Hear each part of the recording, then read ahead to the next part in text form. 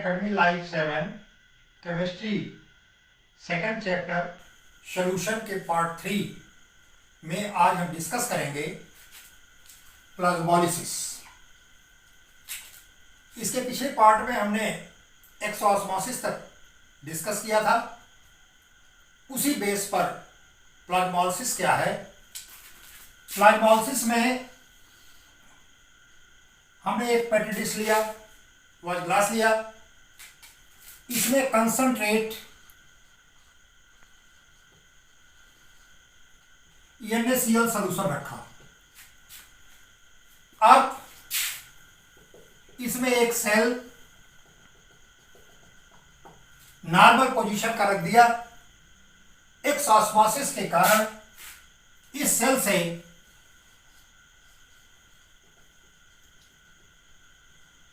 Water molecule NaCl solution में चला जाता है और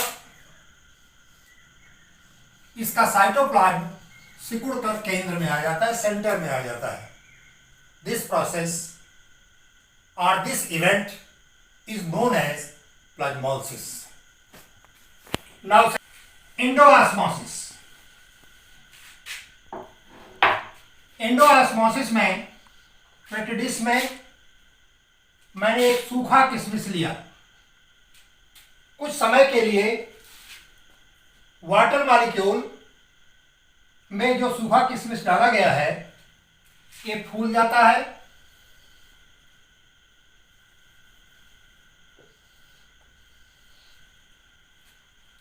इस घटना में water molecule semi permeable membrane के थ्रू ये सूखे किशमिश में आ गया, क्योंकि किशमिश की जो ऊपरी मेम्ब्रेन है that acts as semi permeable membrane, solvent molecule की एंट्री दे देता है और किशमिश हमारा फूल जाता है। इस इवेंट को हम एंडोऑस्मोसिस कहते हैं।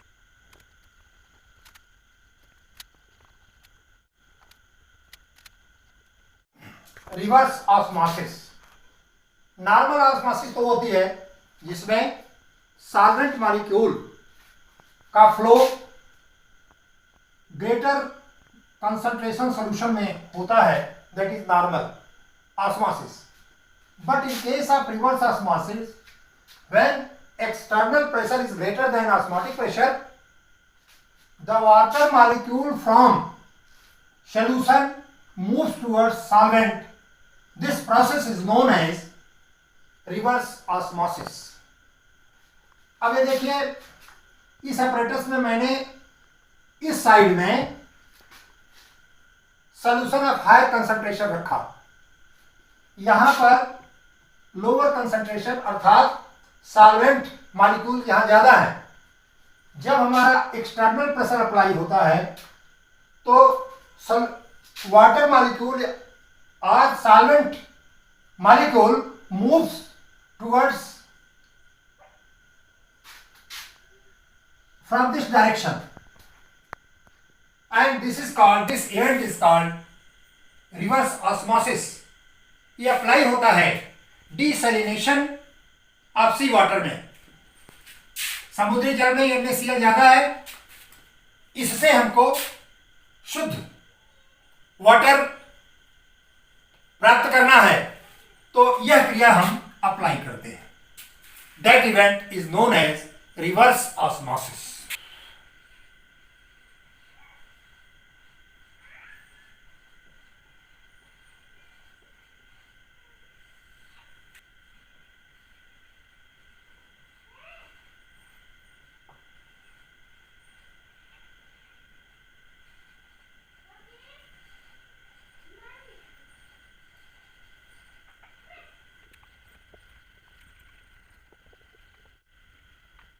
ऑस्मोटिक प्रेशर डेफिनेशन लिखा है, आप इसे नोट कर लें। Osmotic pressure is a hydrostatic pressure in solution developed in vertical column as result of osmosis when the solution is separated by semi permeable membrane. हमने एक apparatus लगाया, ये हमारा इनिशियल स्टेट का है। जिसमें कि ए बी से मैंने इसके लेवल को दर्शाया है। ये हमारे सेमी परमेबल मेम्ब्रेन लगाया है मैंने, सेमी परमेबल मेम्ब्रेन। जब water molecule semi permeable membrane के थ्रू वर्टिकल कॉलम में इंटर करता है तो एक प्रेशर क्रिएट होता है, और हमारे इस वर्टिकल कॉलम का लेवल, यहां देखिए ए भी मैंने यहां किया था, अब ये यहां हुआ, that is hydrostatic pressure and that pressure is known as osmotic pressure. हम इसको इक्वेशनाइज करेंगे, pi is equal to d into g into h, where h is height developed as result of osmosis. ये वाला यहां से यहां तक हम इसको एच से डिनोट करते हैं। डी इक्विलिब्रियम पर डेंसिटी, और हमने जी लिया acceleration due to gravitational force.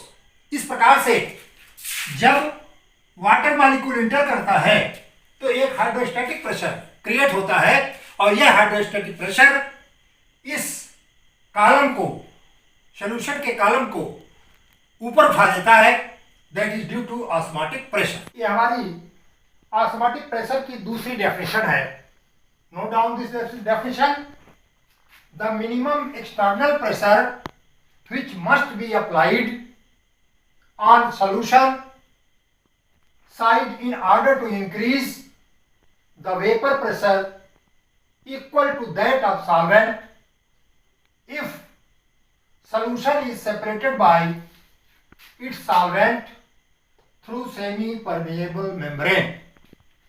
मैंने एक एक्सपेरिमेंट लिया, ये बीच में मैंने लगाया सेमी परमेएबल मेम्ब्रेन।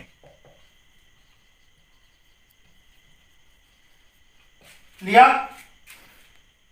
इसके इस साइड में हमने लिया सॉल्यूशन और इस साइड में हमने लिया water. Due to normal osmosis water molecule moves towards solution because solution is of high concentration and external pressure is applied to stop this osmosis, that will be equal to hydrostatic pressure.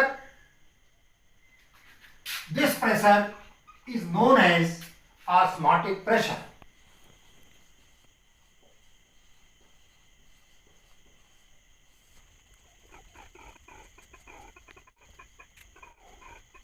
Vapour pressure, जैसे ये liquid लिया मैंने, liquid में molecular collision के नाते कुछ molecules ऊपर आ जाते हैं, बाहर, सरफेस के बाहर, इसको कहते हैं वेपर। ये हो गया आपका वेपर। अब ये वेपर जो है ये लिक्विड के सरफेस पर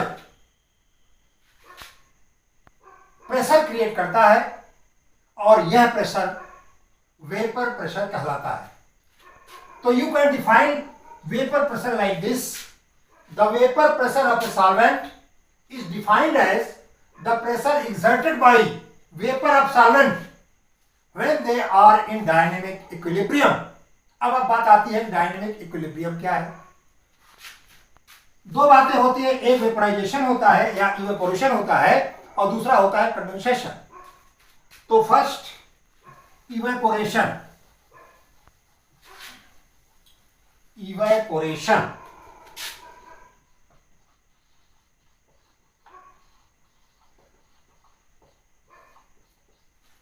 जब वाटर मॉलिक्यूल वेपर के रूप में लिक्विड के सरफेस के ऊपर निकल जाता है, इस क्रिया को वाष्पन या इवेपोरेशन कहते हैं। तो evaporation is the process escaping out the molecule of liquid above their upper surface। जब, अब जैसे ये आपका लिक्विड मॉलिक्यूल है, यह लिक्विड मॉलिक्यूल जब ये लिक्विड का अपर सरफेस है, इसके ऊपर जब ये चला जाता है क्योंकि काइनेटिक एनर्जी बढ़ गई तो ये वेपर हुआ और यह इवेंट इवेपोरेशन कहलाती है। अब दूसरा आता है कंडेंसेशन।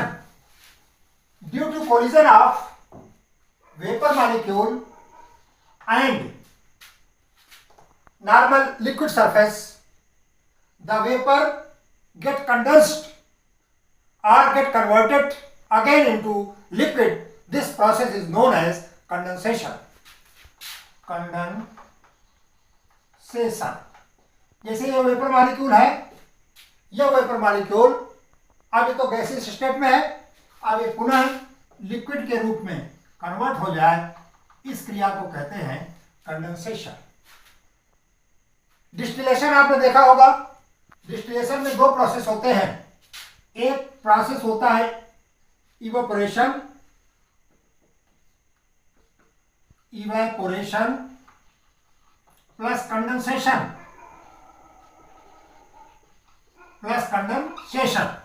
Evaporation plus condensation. तो पहले डिस्टिलेशन प्रोसेस में लिक्विड को वेपर में कन्वर्ट करते हैं by giving heat energy and then by cooling these vapor molecule get converted into liquid again. That process is known as condensation. और दोनों का जितना इवेपोरेशन होगा उतना ही कंडेंसेशन होगा, यही है उसका dynamic equilibrium. Nature of solvent, यदि सॉल्वेंट का बॉइलिंग पॉइंट बहुत हायर है, इसका मतलब उसके बीच मॉलिक्यूलर अट्रैक्शन बहुत ज्यादा है। आप जानते हैं कि इवेपोरेशन के लिए ये फोर्स ऑफ अट्रैक्शन तोड़ना पड़ता है, और जब molecular force of attraction is greater than evaporation get decreases. अगर सॉल्वेंट का बॉइलिंग पॉइंट अधिक है, हायर है, तो इवेपोरेशन जो है ये डिक्रीज करेगा। Evaporation depends on the area of the surface of liquid. जैसे आप ये लिक्विड की सरफेस एरिया अधिक है, इवेपोरेशन अधिक होगा। इस फैक्टर में हमने लिखा है addition of non volatile solute. जब किसी लिक्विड में हम नॉन वोलेटाइल सोल्यूट मिक्स कर देते हैं तो वह सरफेस पर सोल्यूट आ जाता है और इवेपोरेशन के सरफेस को ये डिक्रीज कर देता है, और इस कंडीशन में भी हमारा इवेपोरेशन डिक्रीज हो जाता है। अगर हम किसी भी लिक्विड में नॉन वोलेटाइल सोल्यूट मिक्स कर दें तो उसका इवेपोरेशन ये डिक्रीज हो जाता है। Routes law, in liquid liquid system अगर हमने दो कंपोनेंट लिया ए एंड बी, तो वेपर प्रेशर के लिए ये स्टेट करता है कि ए और बी का मिक्सचर ये डायरेक्टली प्रोपोर्शनल होगा vapour pressure of P A plus P B. तो डेफिनेशन कहता है it is defined as the vapour pressure of a component. Component कौन है? ए और बी है। Component in a solution is directly proportional to the mole fraction of the component. हमने component क्या लिया? ए एंड बी लिया। तो यहां पर ए और बी का मिक्सचर है। ए और बी का मिक्सचर या जितने भी मिक्सचर हमने, उन मिक्सचर का जो वेपर प्रेशर होगा वो इसके बराबर होगा। अगर कंपोनेंट बढ़ेगा तो वेपर प्रेशर ऑफ मिक्सचर ये भी बढ़ेगा। राउट्स लॉ में बताया गया कि जो सॉल्वेंट के लिक्विड के जो कंपोनेंट हैं, मैंने उनको ए और बी माना था, तो कंपोनेंट का वेपर प्रेशर ये डायरेक्टली प्रोपोर्शनल होता है उनके मिक्सचर के। तो you can defined as such the product of vapour pressure of that component in pure state and its mole fraction in mixture. उसका जो मोल फ्रैक्शन है मिक्सचर में वह टोटल डायरेक्टली प्रोपोर्शनल होता है मिक्सचर के टोटल वेपर प्रेशर के। इन्होंने इक्वेशनाइज किया और इस इक्वेशनाइजेशन में इन्होंने कंपोनेंट का प्रेशर जो है P1 लिया, और P1 लेने के बाद हमने दो कंपोनेंट लिया A and B। P1A directly proportional to chi A, where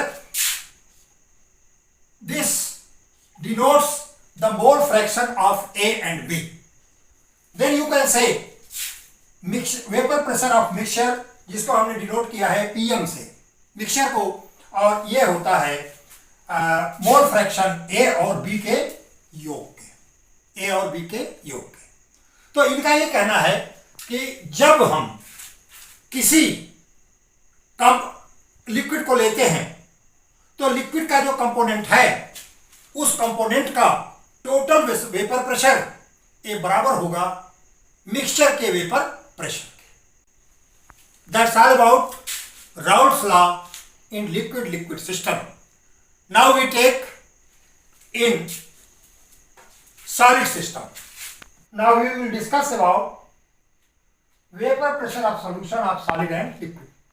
जब हम किसी लिक्विड में किसी नॉन वोलेटाइल सॉल्यूट को डिसॉल्व करते हैं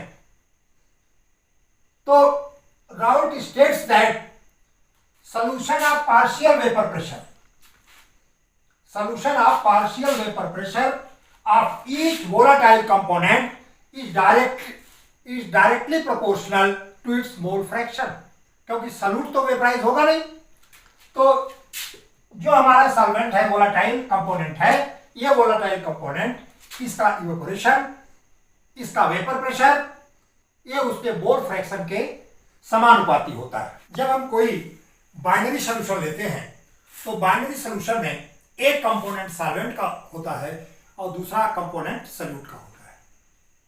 सॉल्यूट मॉलिक्यूल एक नॉन वोलेटाइल होता है और सॉल्वेंट कंपोनेंट जो है ये वोलेटाइल होता है। तो जब अगर हम सॉल्वेंट को हमने 1 से डिनोट किया, सॉल्यूट को हमने 2 से डिनोट किया, तो solvent 1 that creates a partial vapour pressure, और जो कि कंट्रीब्यूट कर रहा है वेपर प्रेशर में, जबकि सॉल्यूट मॉलिक्यूल ये वेपर प्रेशर में कंट्रीब्यूट नहीं करता। अगर हम वेपर प्रेशर सॉल्वेंट को P मान लेते हैं, इसके मोल फ्रैक्शन को chi मान लेते हैं, तो इसका राउल्ट्स लॉ के अनुसार P1 proportional to chi1, P1 is equal to chi1 P1 0। That's all about Raoult's law according to vapor pressure। Thus a vapor pressure description is finished। इस प्रकार से सॉल्यूशन के पार्ट 3 में मैंने आपको एंडोस्मोसिस, प्लाज्मोलिसिस से लेकर के osmotic pressure, vapour pressure discuss किया। आइडियल सॉल्यूशन, जैसे हम कोई सॉल्यूशन ले रहे हैं AB, इसके 2 कंपोनेंट हैं, एक कंपोनेंट A है, दूसरा कंपोनेंट B है। इन दोनों के बीच में जो इंटरेक्शन है, अगर वो सिमिलर हो रहा है AA और B के, तो that solution is known as ideal solution. माने AB के बीच का जो मॉलिक्यूलर इंटरेक्शन है, यदि वह AA, क्योंकि AA के बीच में भी अट्रैक्शन होगा, B के बीच होगा, अगर ये दोनों सिमिलर हैं तो इस प्रकार का सॉल्यूशन ये आइडियल सॉल्यूशन कहलाता है। तो अब इसकी डेफिनेशन हो जाएगी, an ideal solution is the one in which molecule attracts each other with the similar comparable to their component interaction. ये हो गया। अब हम चलते हैं कैरेक्टरिस्टिक्स ऑफ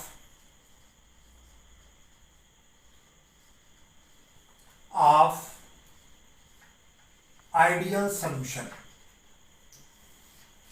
फर्स्ट है आइडियल सॉल्यूशन, ये आयनाइज नहीं होता, ये दोनों जो कंपोनेंट है आपस में रिएक्ट नहीं करते। अगर वो रिएक्ट नहीं करते तो इस प्रकार का सॉल्यूशन आइडियल सॉल्यूशन कहलाता है।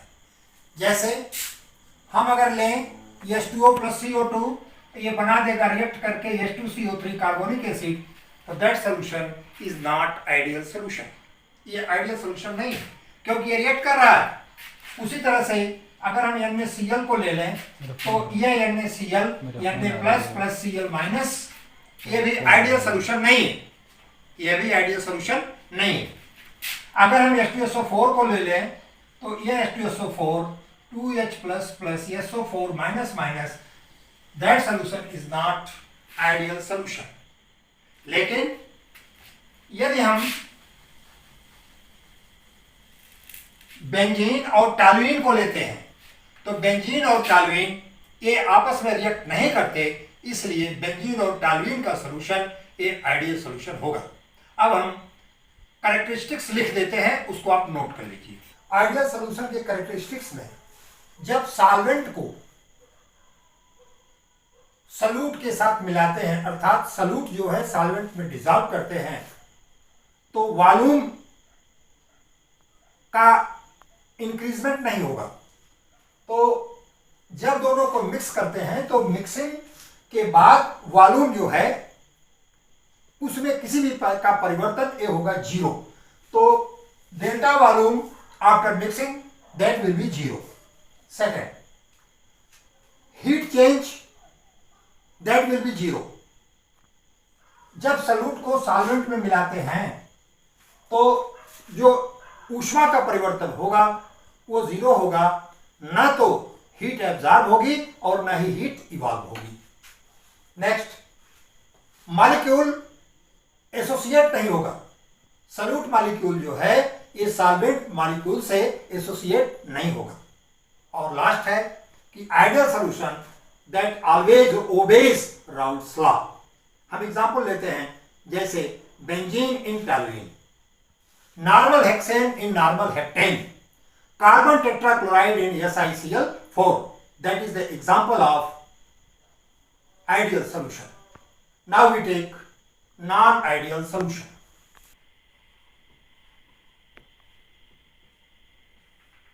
Non-ideal solution, जैसे हम कोई कंपोनेंट AB का सॉल्यूशन लेते हैं, आइडियल मैंने बताया है कि AB के बीच में जो इंटरेक्शन है यह इंटरेक्शन AA और BB या BB के सिमिलर है, तब तो वह आइडियल सॉल्यूशन हुआ। नॉन आइडियल सॉल्यूशन में AB का इंटरेक्शन AA और BB, इनका आपस में इंटरेक्शन दोनों सिमिलर नहीं है, या तो ये कम होंगे इंटरेक्शन या तो अधिक होंगे, तो यह सॉल्यूशन आपका नॉन आइडियल सॉल्यूशन कहलाता है, in which interaction between AB is not similar to AA और BB। तो यह सॉल्यूशन जो है ये नॉन आइडियल सॉल्यूशन है। तो यू कैन डिफाइन कि a solution composed of two component A and B will be non-ideal when interaction between AB is not similar to interaction between AA or interaction between BB। तो ये interaction या तो कम होगा, less होगा या मोर होगा। इस आधार पर नॉन आइडियल सॉल्यूशन को हम दो प्रकार से बांटते हैं, non ideal solution with negative deviation. अब बात आती है इंटरेक्शन की। AB के बीच का इंटरेक्शन AA और BB के बीच अगर सिमिलरिटी नहीं है इंटरेक्शन के, AA और BB interaction is not similar, then AB that will be non ideal solution. अब यदि यह इंटरेक्शन AB का इंटरेक्शन अधिक है than AA or BB, that deviation is known as negative deviation। आप दूसरे शब्दों में कह सकते हैं कि AA या BB का इंटरेक्शन हमेशा वीकर होगा than इंटरेक्शन बिटवीन AB, या आप ऐसे कह सकते हैं सॉल्वेंट सॉल्वेंट का इंटरेक्शन, सॉल्यूट सॉल्यूट का इंटरेक्शन ये वीकर होगा then solute solvent the deviation will be negative.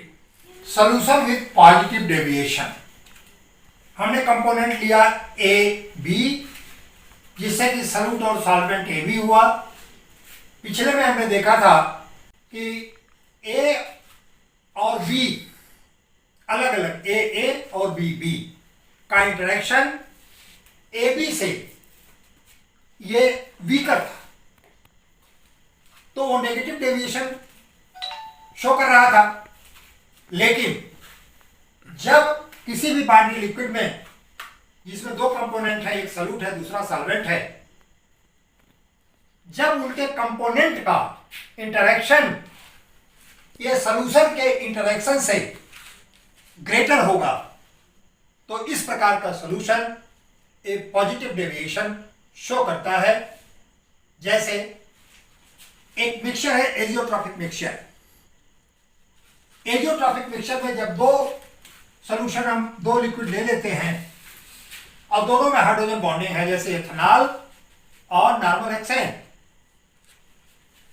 तो एथेनॉल की हाइड्रोजन बॉन्डिंग को नॉर्मल हेक्सेन ब्रेक कर देता है और ब्रेक करके वो उसी में मिक्स हो जाता है। इस तरह से वॉल्यूम भी इंक्रीज कर जाता है। यह सॉल्यूशन आपका नॉन आइडियल सॉल्यूशन हुआ। That's all about ideal solution, non ideal solution. इस प्रकार से पार्ट थर्ड में हमने नॉन आइडियल सॉल्यूशन तक डिस्कस किया। अगले पार्ट में हम डिस्कस करेंगे कि किस तरह से बॉइलिंग पॉइंट एलिवेट करता है, बढ़ता है, और फ्रीजिंग पॉइंट जो है ये किस तरह से डाउन होता है, डिप्रेशन आता है फ्रीजिंग पॉइंट में। ये अगले लेक्चर में हम इसको डिस्कस करेंगे।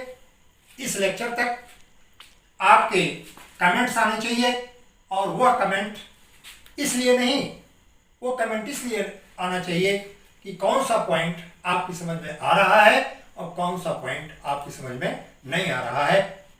यदि लेक्चर आपकी समझ में आ रहा है तो आप उसे लाइक करें, सब्सक्राइब करें, शेयर करें, उसका लाभ उठाएं। कल या नेक्स्ट लेक्चर में हम आपको elevation of boiling point and depression in freezing point हम डिस्कस करेंगे। धन्यवाद।